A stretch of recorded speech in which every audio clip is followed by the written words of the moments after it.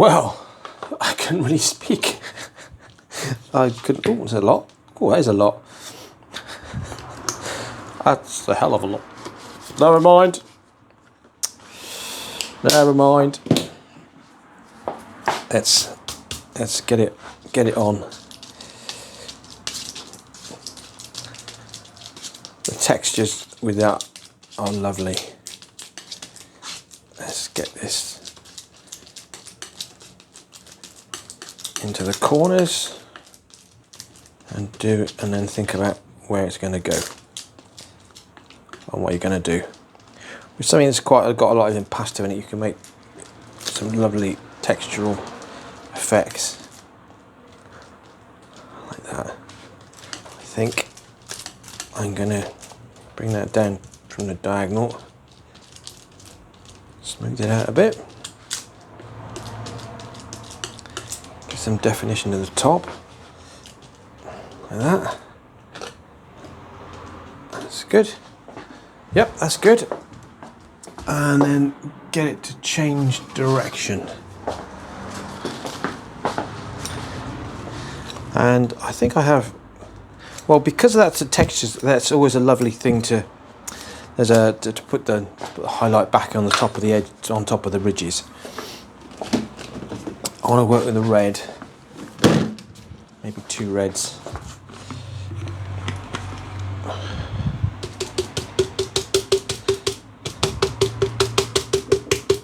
Get those reds in,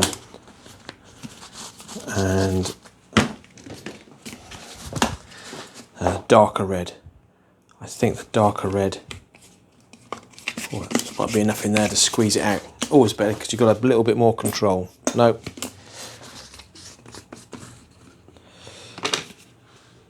Oh, now I have to use a palette knife.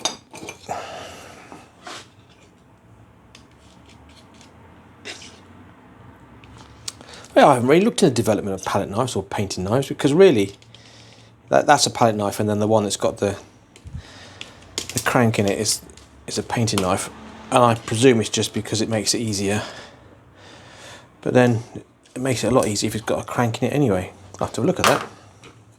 Things you use for years and you don't really know why you use them, or how they got to be how they are, or why not, or why they aren't like some other way, like they aren't another way. Yeah, that's what I meant.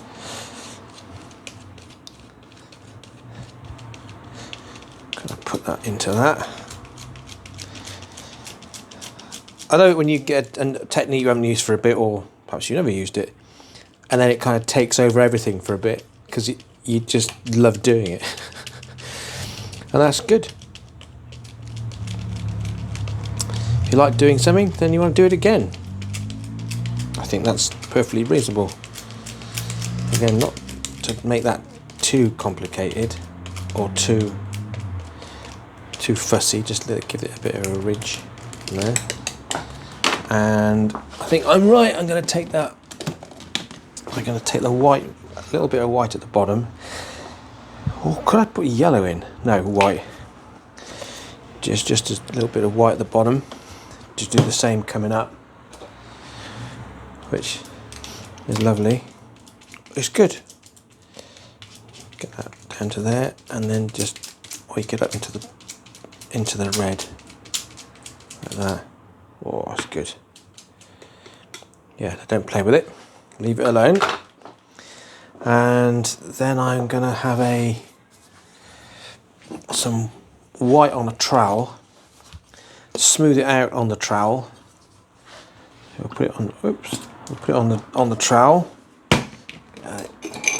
Use the other palette knife, the ancient one.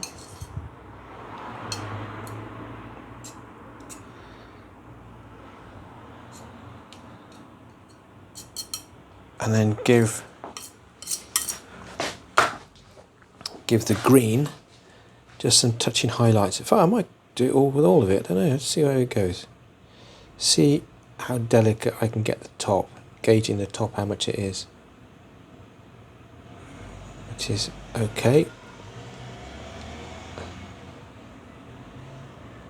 Yeah, I think I'd like a little bit more there. Just how it kisses the top of that. and maybe put some down in there. I'll have to clean that off. Or I could use another palette. I'll use another.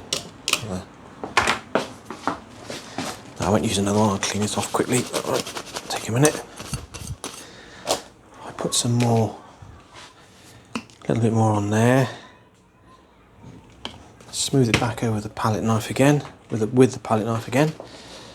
All right. Whoops.